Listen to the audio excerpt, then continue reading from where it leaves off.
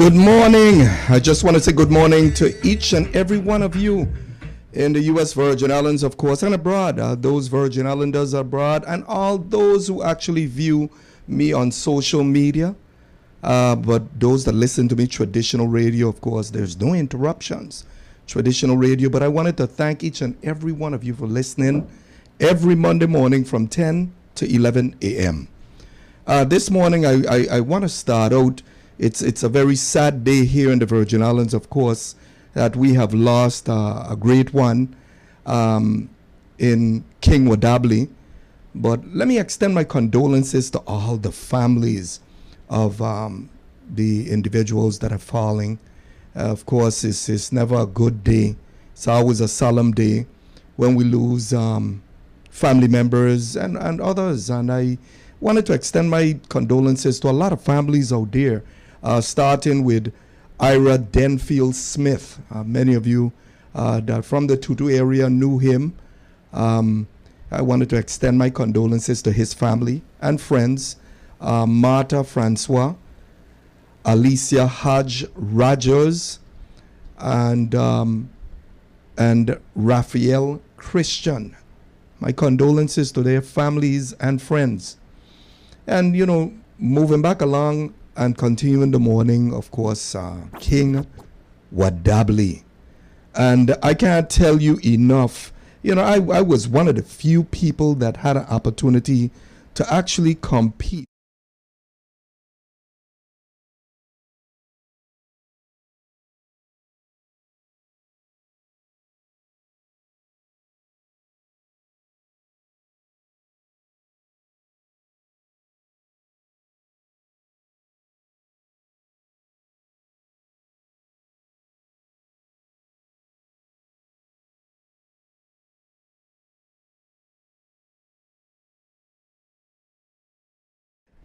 That was really something that was really making me feel like I was immediately involved in just the carnival activity and being a part of our culture. Because after all, you know, what Dably and his contributions to culture, to tradition, I mean, going back to the days of Mandingo, for those of you who would know, the millennials would know that Wadabli played a very pivotal role in our carnivals. His songs were uplifting. And I remember when he came with his political commentary, it actually changed the dynamics and changed the beat and the flow and actually transition us without we even knowing it into a different style of political commentary. And I can't say enough about him. I know many of you that knew him on a personal level, knew Wadabli to be a very giving person. You knew him to be just a very social person. And, you know, he's going to be sorely missed in the community still, because I know he played, also he was involved not in the politics, but in government. And being able to go out there and interact with families and stuff. He worked in the Senate, by the way. So he made his contributions in many, many areas. And we just wanted to extend condolences to Kamoy, you know, the family, the whole family circle, and friends, of course, who became like family members for him. But this morning is it's sort of dedicated to Wadabli, and I'm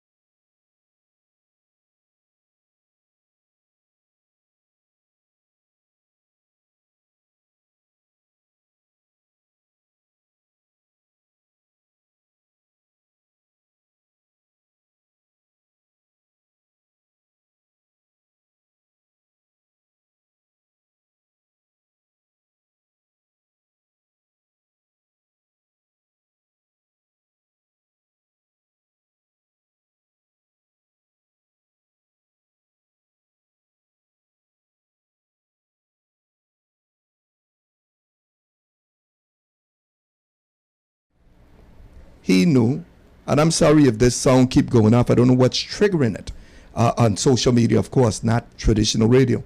But Celestino White start over, bring the trophy to the station along with the crown and everything else that comes with it.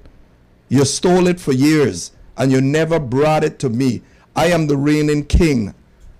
I retired, of course, from the Senate.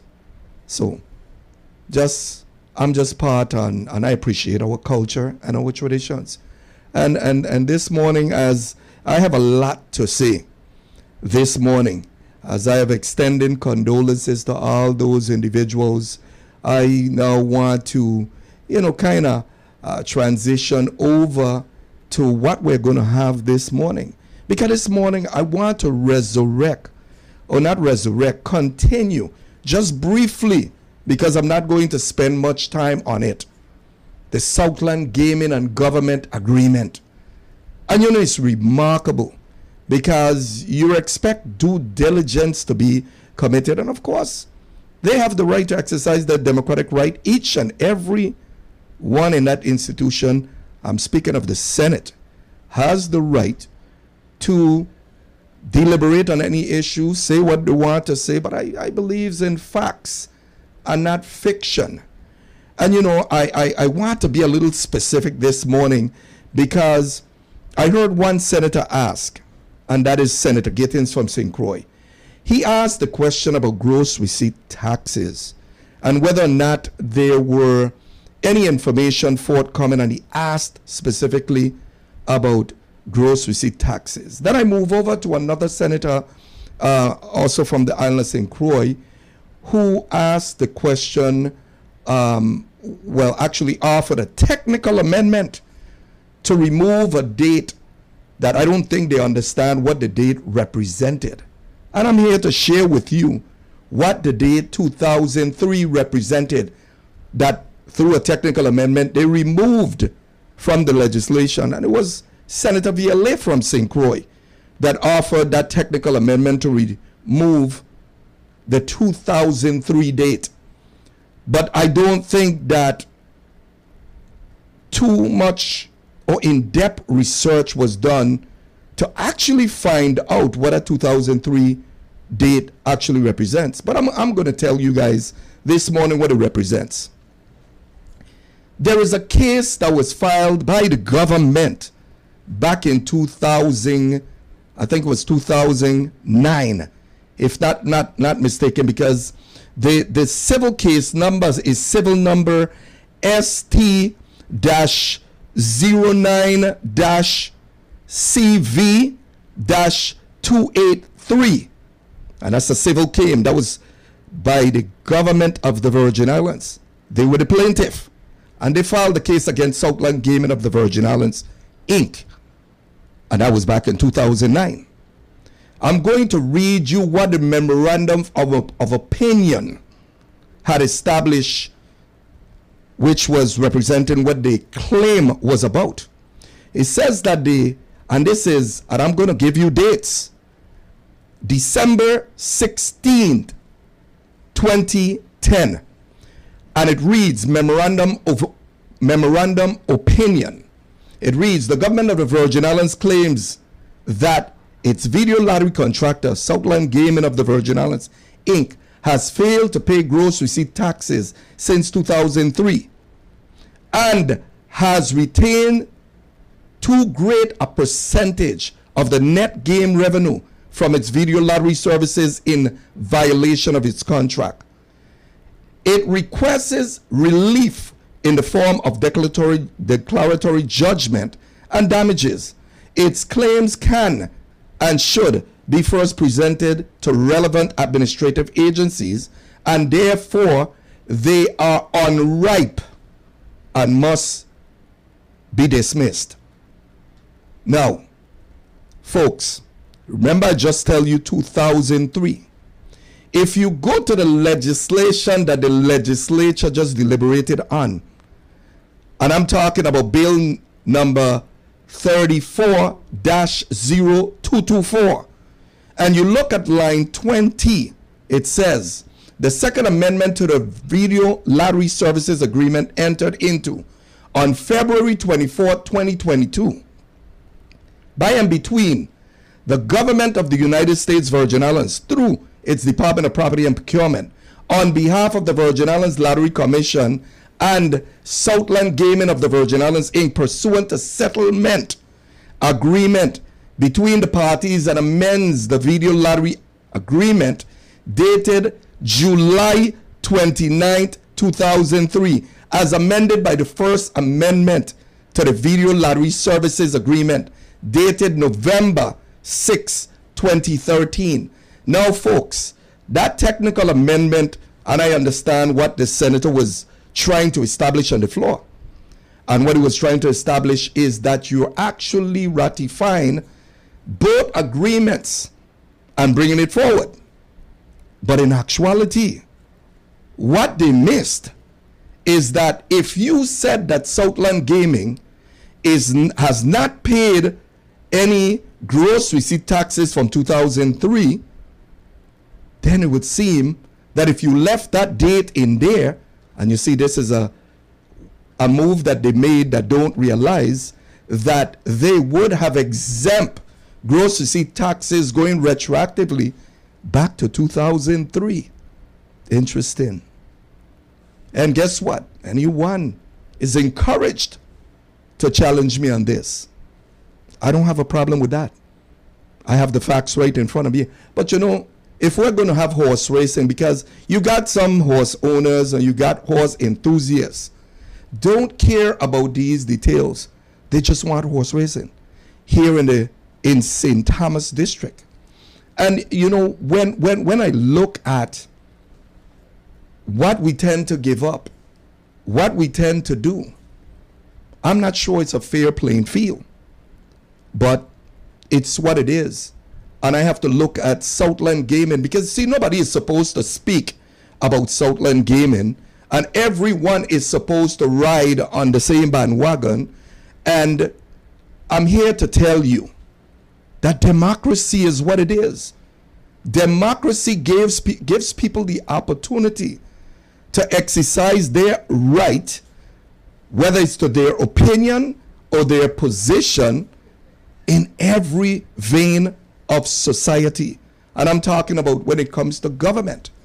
If I want to object to something, if I want to point out that something ain't right, if I want to identify something that is inconsistent, then that is my democratic right.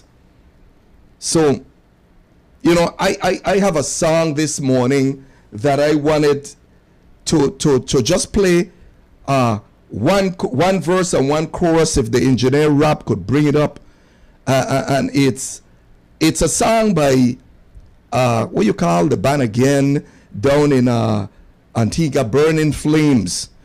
Burning Flames. And they say, I command you to jump, jump, jump, jump. I command you. Rob, you have that song in there? Let's play it a few minutes. So I got you. Yeah, I want to hear this song. Play it for me. What's the master now? Turn magician. Mix now. Body walk. Alakazoo.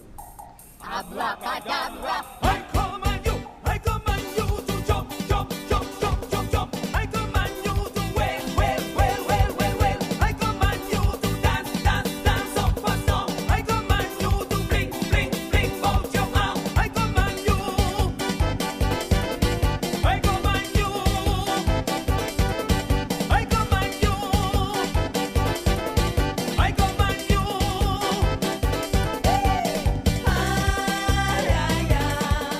I just wanted you guys to hear the song because Southland Gaming is magicians.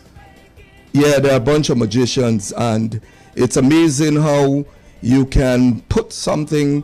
I mean, they have been so strategic in getting things through and getting folks in some instances to turn the blind-eyed.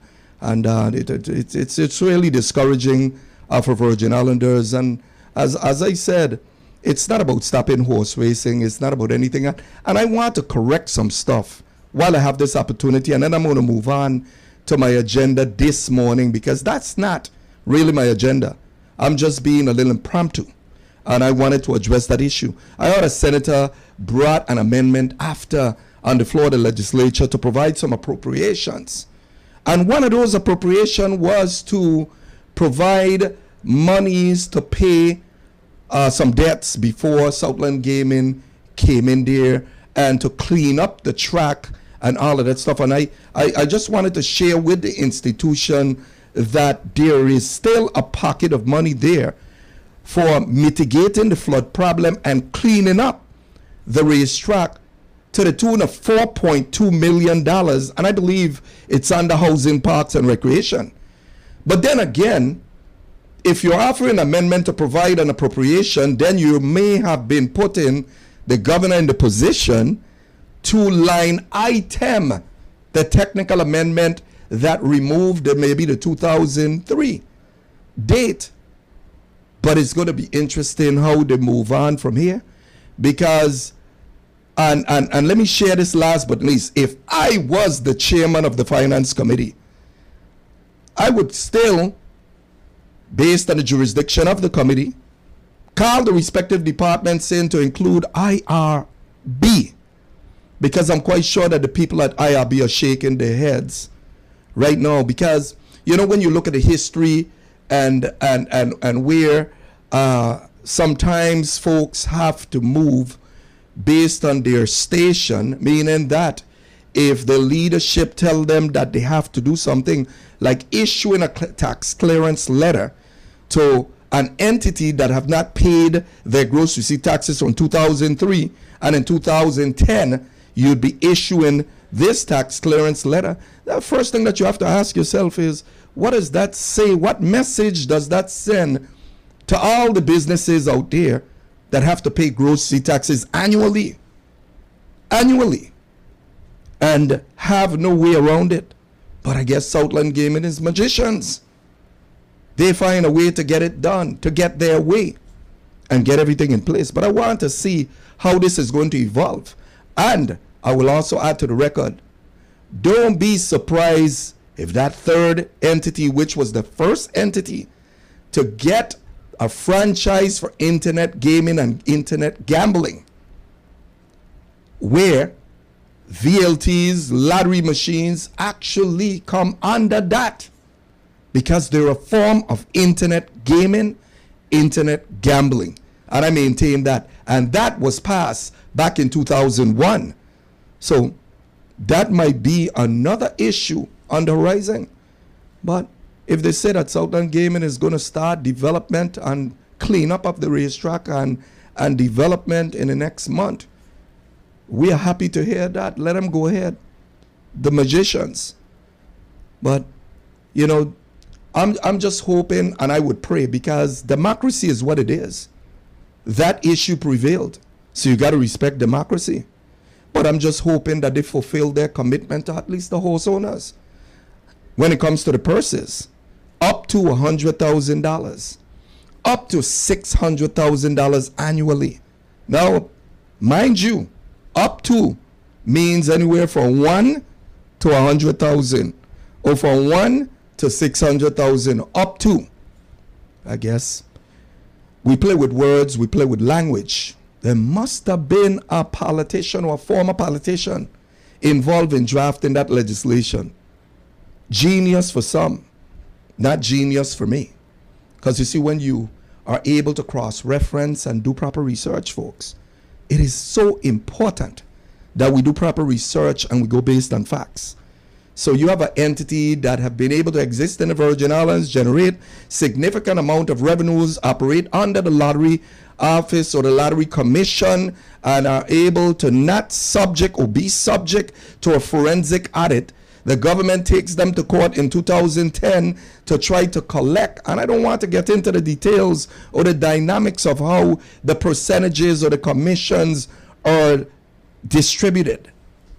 All of that, I wouldn't even get into that this morning, but democracy prevails. So let's hope that they fulfill their commitment to the horse owners, to the horse racing enthusiasts of the Virgin Islands. And it goes uninterrupted this time around. So folks, moving along, I just wanted to mention again that we are getting ready to launch Sunday on the Sand down at Cookie Point Beach. And I'm talking about Catch of the Day, Catch of Coffee, the little restaurant, the little place that serves breakfast. I don't know if you guys been there.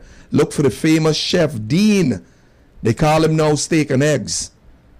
Dean is an excellent cook.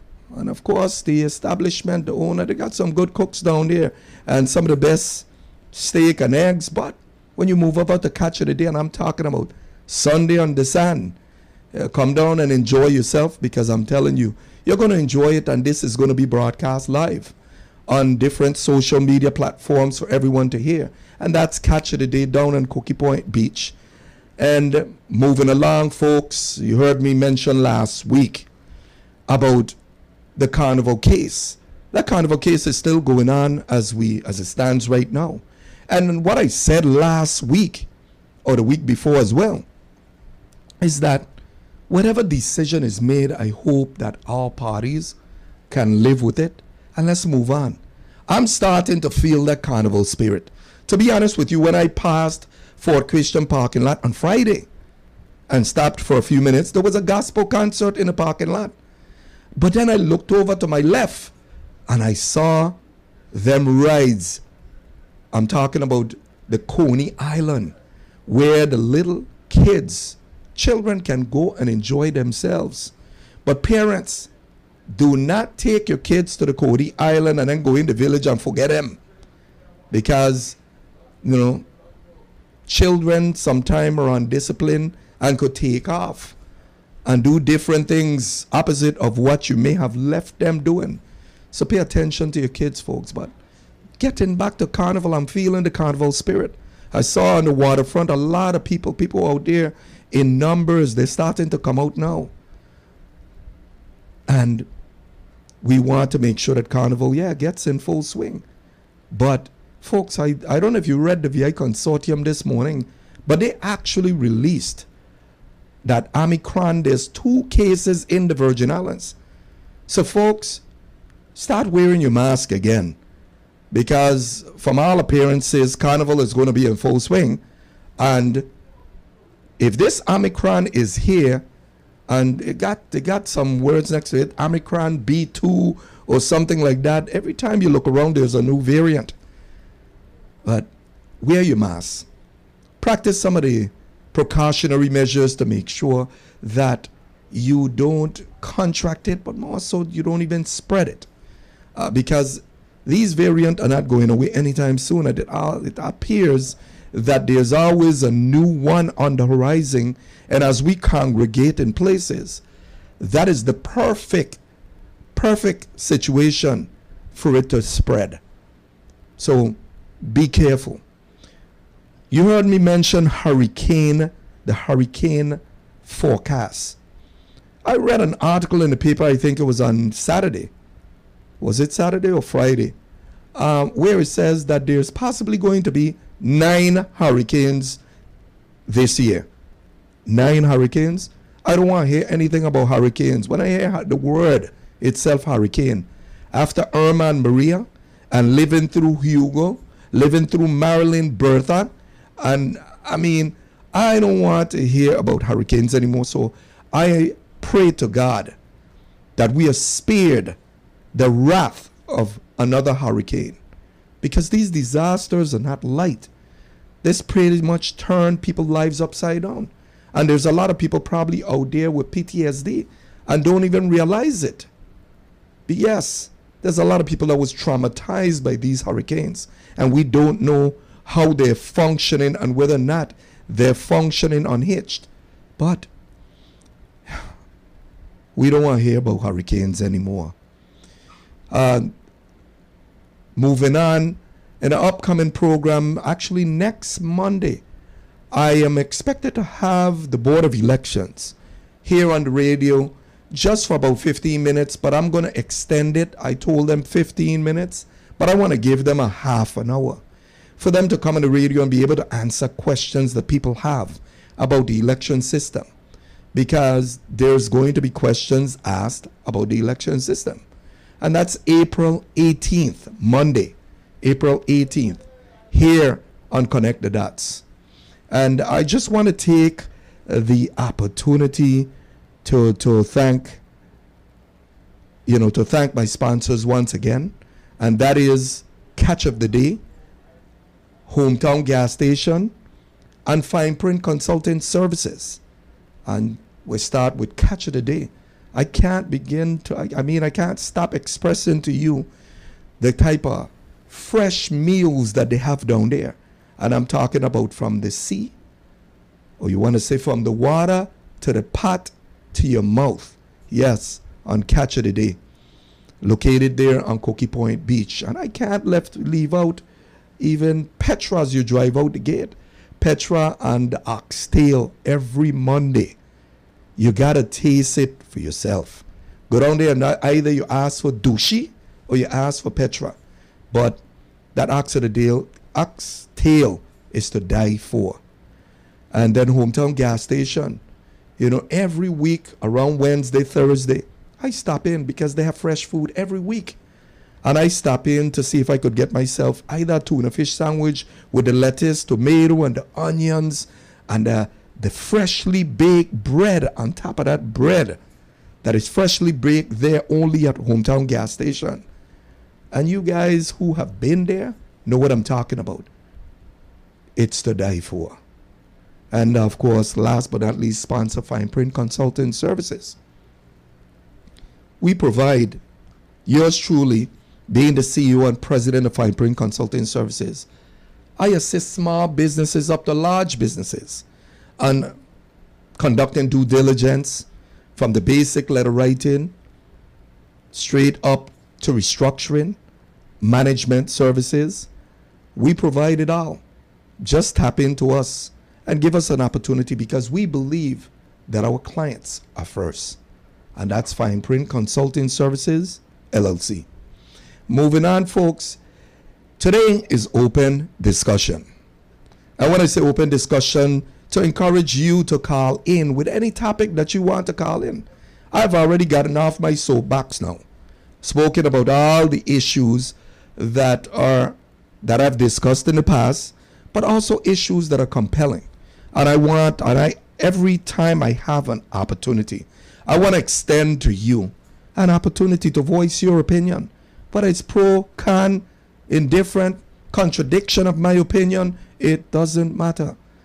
Because democracy is what it is. Everyone that call in or everyone that engage you doesn't mean that they're going to say things that are favorable. That's just how it is.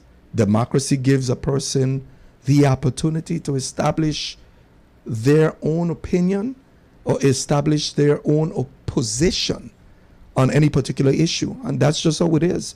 If we didn't have democracy in our society, you realize what would happen? That would be really problematic. Because then, if you had everyone who's going along to get along, then you have major problems. Because then, if there's a bad element and something that does not mean well for Virgin Islanders or mean well for any society, and we didn't have democracy, and everyone had to maintain a certain position, that wouldn't be good at all. Because then we would be bordering on a dictatorship. And we don't want to find ourselves even having to entertain that. And I have this opportunity and I talk about dictatorship, what's going on in Ukraine, how Russia is bombing them. We live here in the Virgin Islands and we live throughout the United States enjoying our liberty, our freedom, and the protection of a country that we're able to exercise our right every day, get on the radio and actually exhaust our democratic right.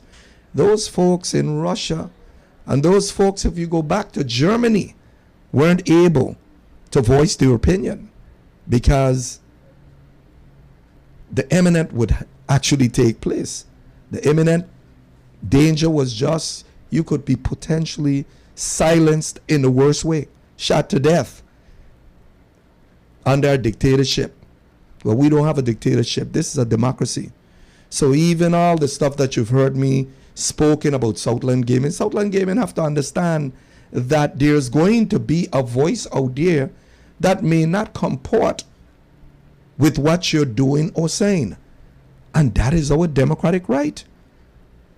The number to call here, the lines are now open. The number to call here at WSTA is 774 or 340 area code 340-774-1340 here at WSTA Lucky 13.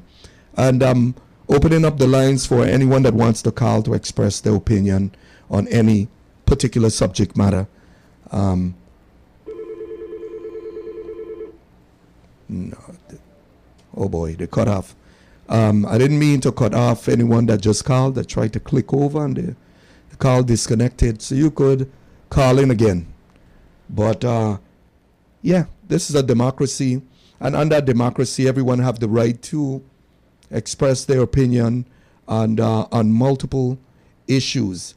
And of course, you know, we have a tendency.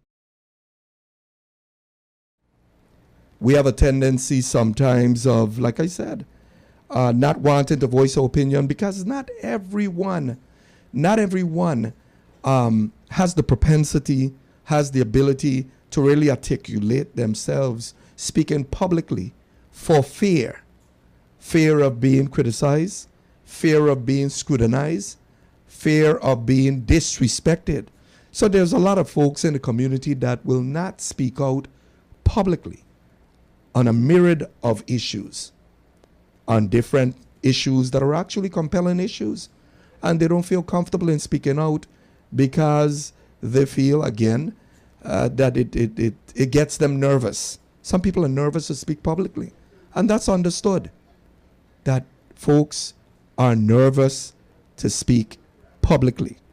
And if I remember as a kid, I did not like the teacher calling me to speak at all because I was nervous.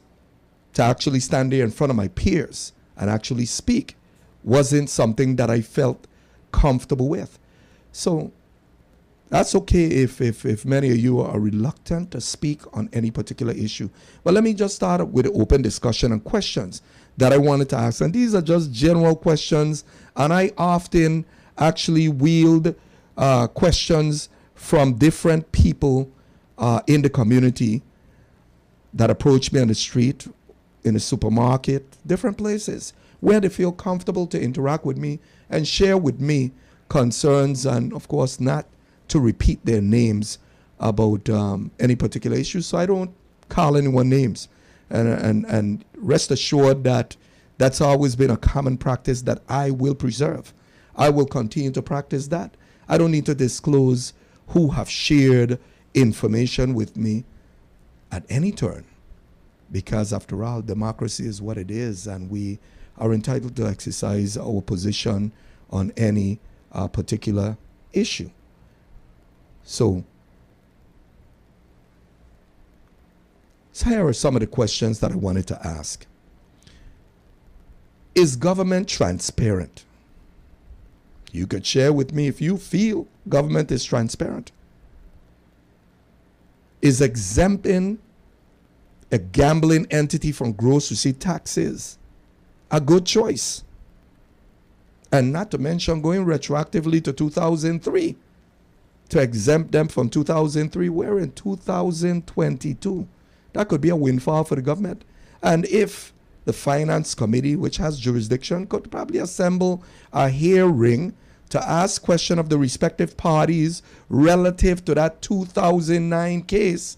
And while it was dismissed, it was not dismissed with prejudice.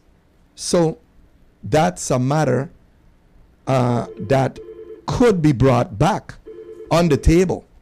So let me go to the telephone lines and allow folks to start calling in. Good morning. You're on the air. Connect the dots. Hey, good morning. I was calling to engage you in a topic, or open a discussion for topic. Yeah. I mean, a topic of discussion. The Virgin Islands Visa Waiver Act, HR 5460, put forth by the delegate to Congress. Yeah. Basically, the Virgin Islands Visa Waiver Act, HR 5460, states that it would allow the Department of Homeland Security to consider approving non-immigrant visitor visa waivers for entry into the U.S. Virgin Islands for up to 45 days for residents of neighboring Caribbean countries. It is a long-standing common knowledge that some of those Caribbean islands are populated with inhabitants facing severe impoverished conditions. As soon as news of the Virgin Islands Visa Waiver Act, HR 5460, aired, the Caribbean media was assailed with headlines that one can only imagine sparked hopes of opportunity for many wishing to migrate to the U.S. territory in hopes of a better life. For example, the Caribbean Chronicle and AntiguaBreakingNews.com headlined U.S. Virgin Islands waives visas for Caribbean National. CaribbeanNationalWeekly.com headlined U.S. Virgin Islands is one step closer to allowing Caribbean nationals visa-free travel, and the Jamaica Gleaner.com headlined U.S. Virgin Islands waive visas for regional visitors, and the list goes on. It is also common knowledge that the current social, educational, and economic infrastructures of the U.S. Virgin Islands are impaired. We have crippled systems, healthcare, lack of adequate housing, limited technical training programs, dysfunctional electrical systems, defunct education system, and the list goes on. So what measures then, this is what I am asking, what measures are in place to ensure that under 46 days, some of the Caribbean nationals who travel to the territory under the guise of vacation but seeking a better way of life migrate back to their respective islands? How will these individuals be tracked? How will the immigration system prevent fraudulent entry into the U.S. mainland with falsified documents? And citizens of the territory are asking, was the executive and legislative bodies of the U.S. Virgin Islands instrumental in this decision-making? Was consideration placed on the population of individuals already in the territory illegally, whose medical, educational, and housing needs are not being met? What about the heightened language barriers that places a greater burden on a system that already struggles to provide bilingual documents for a fast-growing population of Hispanic and French-speaking individuals? Was consideration placed on the limited housing due to the 2 Category 5 hurricanes and slow-moving processes of rebuilding? This visa does not allow for these individuals to work in the territory. Therefore, those who enter with no intention of returning to their islands will either not be able to work or will be forced to work under the table as laborers for substandard wages equivalent to modern-day slave labor. All of these barriers will place great financial burdens on the already struggling USVI economy. So I just wanted to just ask that because, there's so many articles and so many things that we can refer to back in the past where stuff like this affected our economy. And our economy is struggling right now. And it doesn't seem like, it does not appear like some of these things were taken into consideration.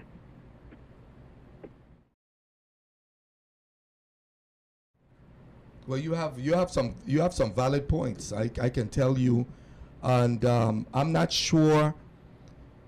Well, I would only suspect the delegate to Congress being a Democrat, the governor being a Democrat, the majority in the legislature being Democrats, that they may have sat and had that discussion before.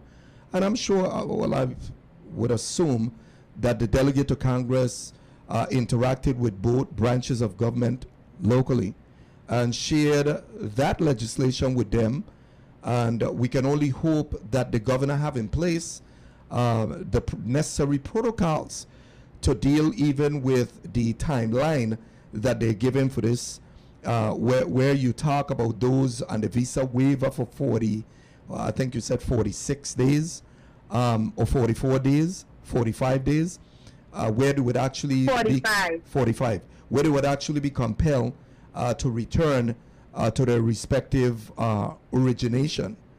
I can't share with you anything beyond that because I have not even read that legislation. I did, however, see that it's being widely circulated on WhatsApp.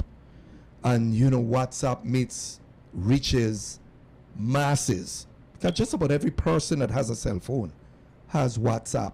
And that's the way of communicating. And I'm not just talking about communicating locally, communicating worldly.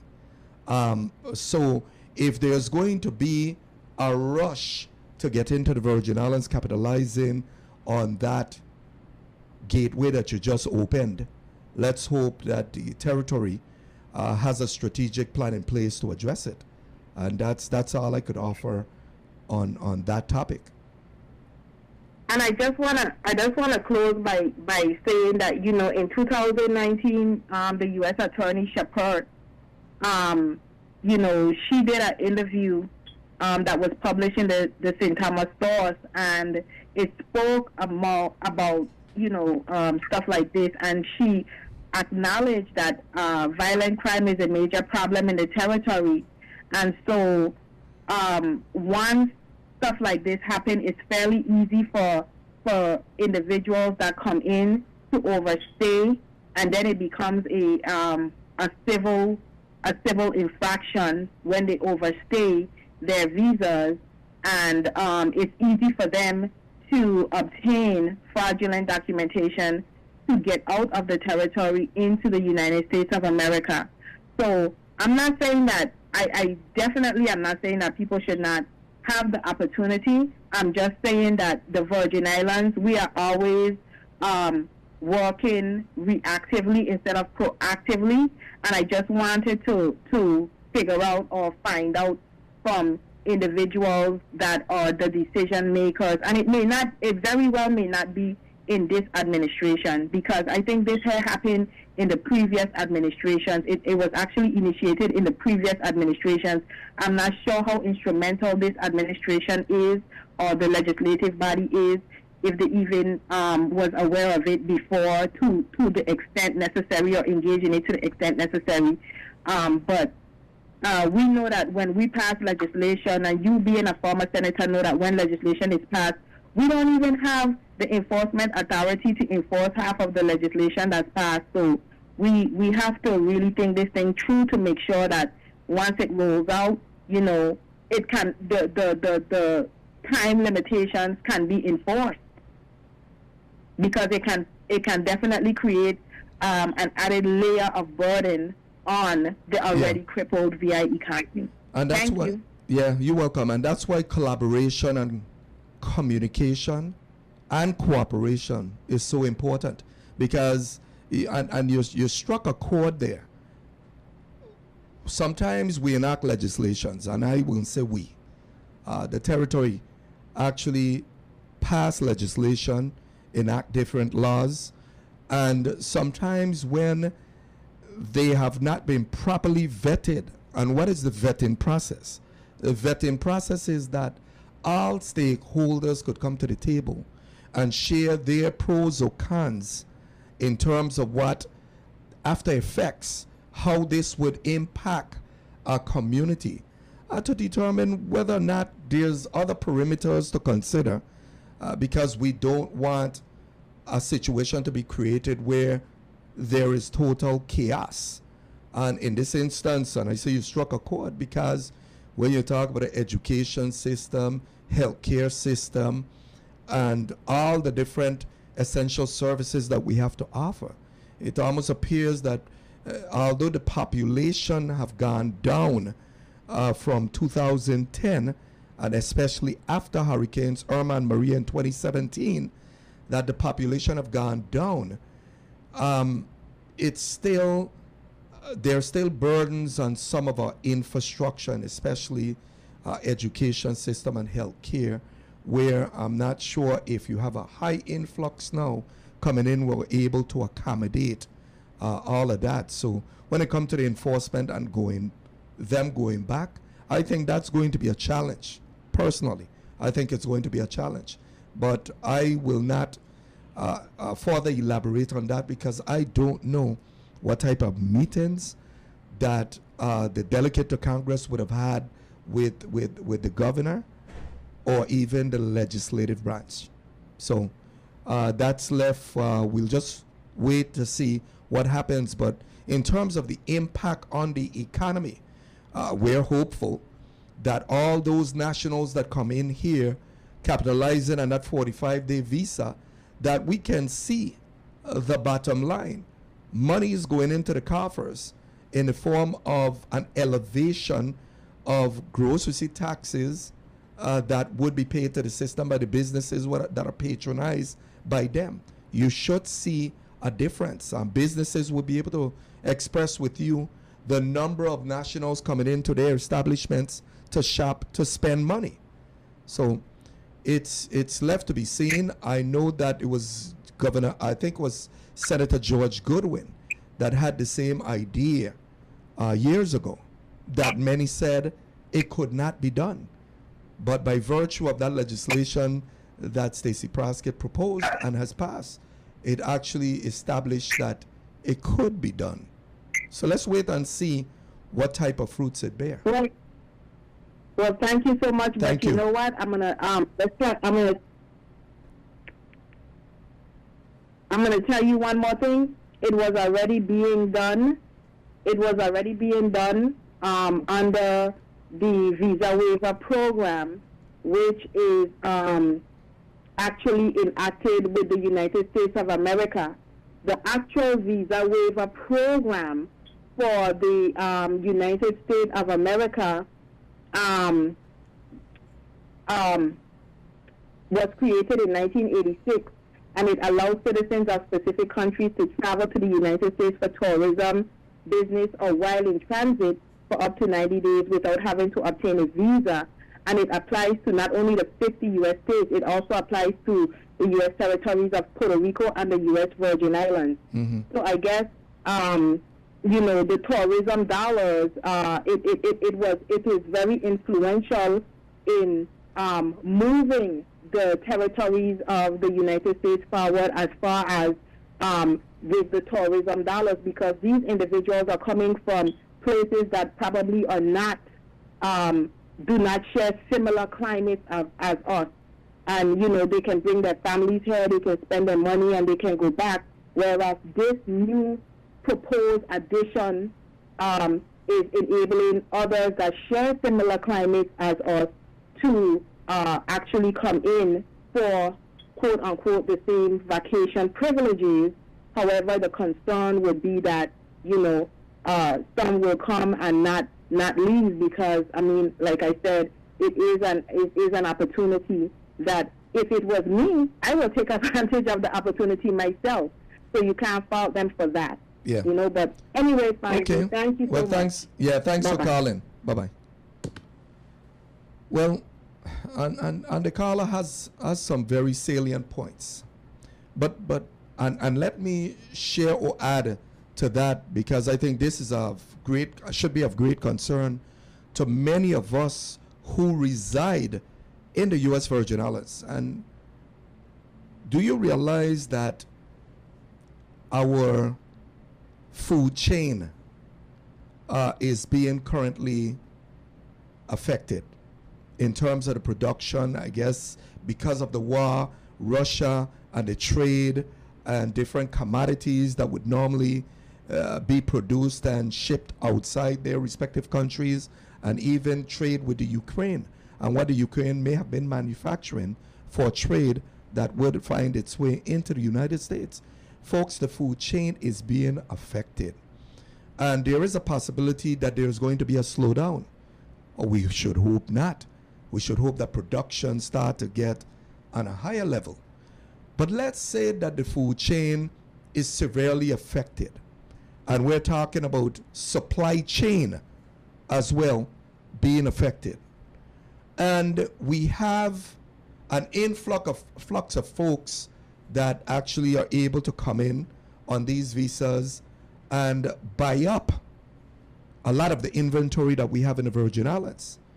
What that means is going to deplete the inventory that we have, and for us who are here, be expecting that you go to maybe Home Depot, even some of the grocery stores, and you're going to see that they don't have much on the shelves because there's a rush and people are buying as much as they could possibly buy, and there would be no limitation, no restrictions. Anyone could go in there and buy any quantity once they have the money to buy it. So is that a possibility? I would say it is a possibility. But I guess on the flip side coin of it, us being Americans, Virgin Islanders, being the humanitarians that we are, we like to feel and know that we're doing something noble for others, that we're committed a humanitarian act. But in the process, we better be careful that you don't place a burden that you can't reverse. Good morning, you're on the air. Connect the dots. Yeah, morning, Mr. Donaldson. Kama. Hey, Kama, how are you doing? I'm very fine. You decide to run? No, I haven't decided anything yet.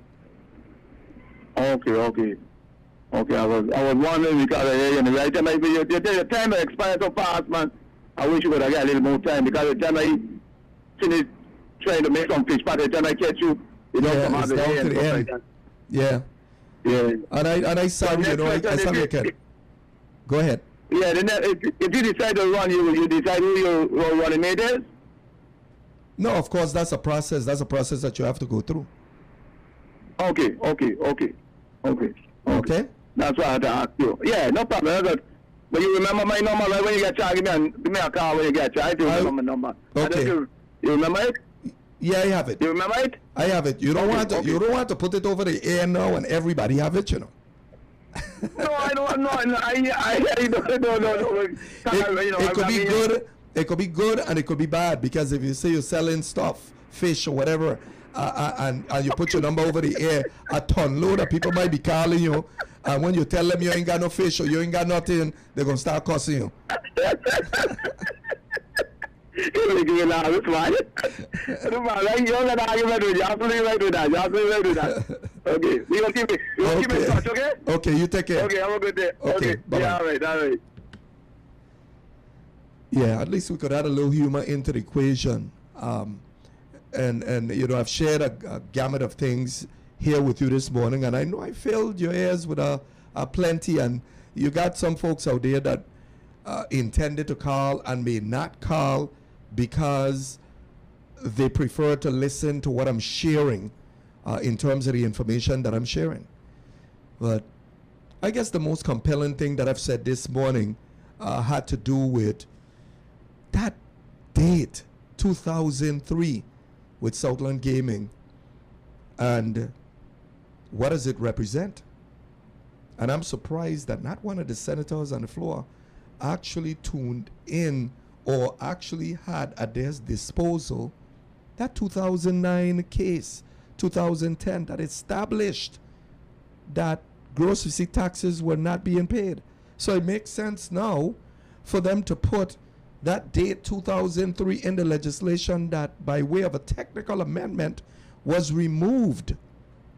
Now, does the exemption of gross receipt taxes mean in the legislation, the way it's written, that they must pay gross receipt taxes, or no, they're exempt from paying gross receipt taxes going forward from the date of the enactment, meaning when the governor signs off on it?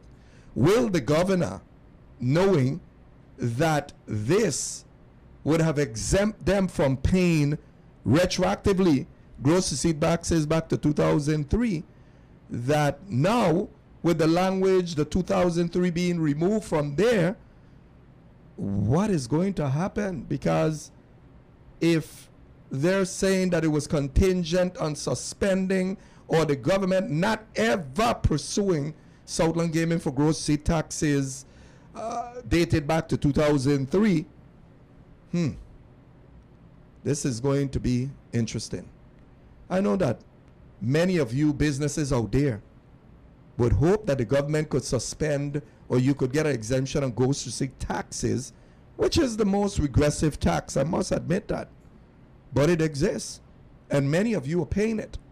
Many of you can't get a tax clearance letter because you would not have satisfied your obligation to include gross receipt taxes. But the magicians at work, they have commanded, and we sit here and we have to accept it as it is. I'm not sure that there is going to be a fair exchange, but like I said, democracy prevails, and that was democracy. The legislature sat, deliberated on a bill, and operated with what they had at their fingertips in terms of facts, and made a decision. It's not for me to say whether it was the right decision, a wrong decision. It is just for me as a citizen to point out what I know to be an issue, and whether or not the government, I feel, is getting a fair shake. So as the governor receives this in the next, I believe, 14 days, this legislation on his desk to sign off, we'll wait and see what happens and whether or not he signs it off. Because as the way I understand it, if there's not an appropriation in that bill, then the governor is not in a position to line item it. So if the governor is not in a position to line item it, does he just veto the entire bill? Because if he vetoes the entire bill and goes back to the Senate may not have the numbers. He may not have the numbers to override it, because the senators who voted no are not going to, well, I don't think so, are not going to flip and turn around and say, I'm going to give them the vote to override the veto. Because as it stands right now, I heard one senator say on the floor of the legislature, this is one district against the next. No, I don't think it was one district against the next. It was a compelling issue against people's conscience. And which one prevailed? You tell me. I don't need to say anything beyond that. It's just unfortunate that the playing field has to be shaped by those magicians. And that is unfortunate. And I say this, without reluctance. I say this in the most subtle way. Democracy is what it is, and we all reserve the right to exercise it accordingly. But folks, I'm at the bottom of the hour, the end of the hour, and I just wanted to say to each and every one of you out there, because I know that many of you are shaping up the carnival, many of you, and especially the folks who are religiously inclined, to include Christians. You had a gospel concert, and I know some of you don't believe in mixing religion and carnival. But you know what? We need for you to pray for carnival as well, that we have a safe carnival above and beyond all, that all Virgin Islanders who decide to patronize, frequent the activities, that they're safe. We pray, we need to pray that Virgin Islanders are protected from this Omicron B2, or whatever you call it, that we're protected, that we have a nice carnival, that all Virgin Islanders abroad are able to come to the Virgin Islands, and that they're safe. Safe of crime, safe of violence, safe from everything. So this has been Adler Fonsi Stork here on Connect the Dots, wishing each and every one of you a blessed day and a productive week. Enjoy. probably 6 weeks after we started using Dinovite. No more flaky. Is catch of the day. From the water to the pot to your mouth, everything is fresh at Catch of the Day, located on Cookie Point Beach. Enjoy some of your favorite seafood dishes, fresh catch, lobster, tank, and whelks when in season, as well as surf and turf. They cater to your wishes.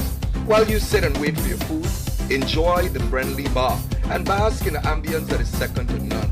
Enjoy the white sand, sun, and crystal blue water. We are sure the experience will be unique. Monday through Sunday, 10 a.m. to 4 p.m. Come and enjoy Catch of the Day on Cookie Point Beach.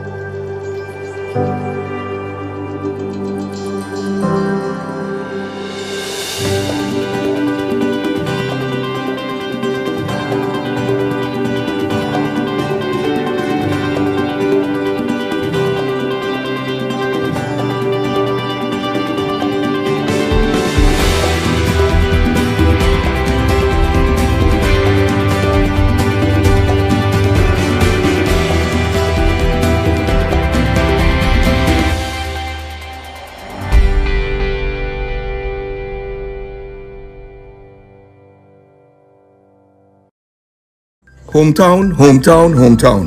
Hometown Grocery and Gas Station, the #1 grocery store for food and groceries, great prices, and always fresh products. They sell fresh food, mutton, stewed chicken, oxtail, stewed beef, rice, and beans, with a new menu every week. Great staff and excellent service. Hometown Grocery and Gas Station, the #1 place for grocery and fresh food. Hometown, hometown, hometown.